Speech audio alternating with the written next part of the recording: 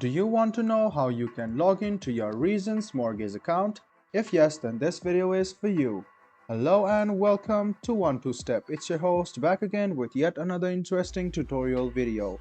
In this video, I'm going to teach you how you can log into your Reasons Mortgage account.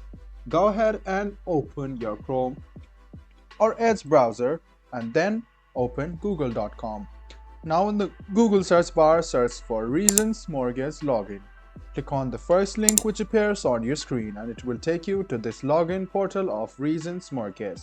Go ahead and write down your user ID or your online ID associated with Reasons Mortgage and then write down your password.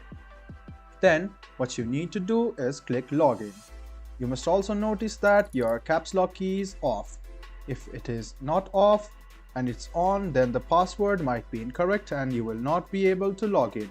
So after writing your online ID and password, click login. This way you can successfully log into your Reasons Mortgage account. If you have any kind of confusion, please write down what you want to know about in the comment section down below. Like the video, subscribe to the channel and do hit the bell button for more. Hope to see you in the next video as well. Until then, goodbye, take care and make sure you enjoy.